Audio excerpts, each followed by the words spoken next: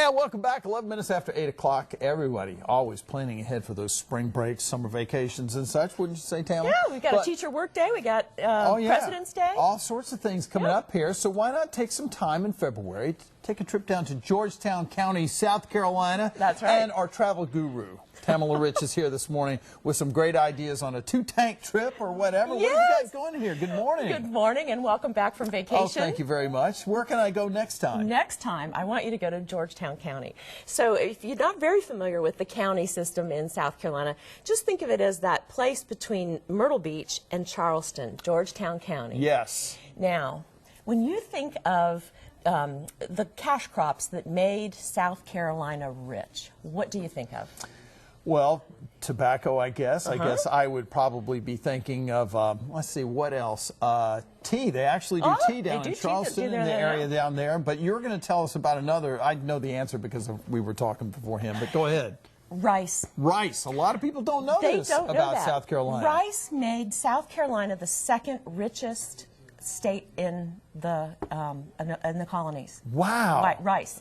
And I want to tell you, and it was in Georgetown County. And as a matter of fact, in downtown Georgetown is the Rice Museum. And I've never been there before. It is terrific. Tell me a little bit about it. Right. So I had a wonderful interpreter. They've got dioramas that show all the rice plantations used to be cypress forests. So this was a long game, and they tell the history of clearing them and so forth. They tried to grow rice European style there, and it was a bust.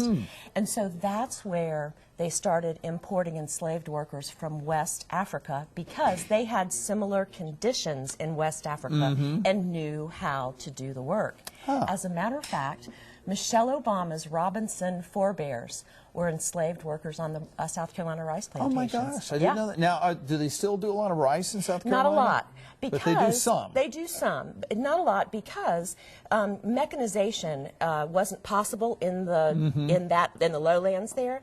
So the rice production went west, like Texas, Louisiana, where they could use machines instead of workers because after the Civil War, the labor force obviously was different.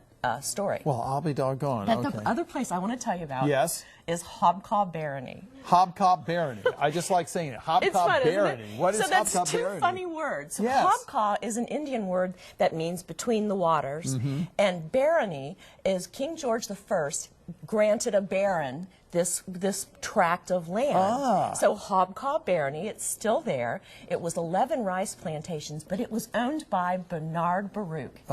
Do you remember who he was? No, I do not. He was a financier, a Wall Street guy who did not lose his fortune in the crash, was an advisor to 7 presidents, including Warren Wilson and FDR. Wow. And this was his summer home, his winter home. He brought FDR, Winston Churchill, all the luminaries of the time were brought to Hobcob Barony. Wow. And they're still doing research there with USC and Clemson.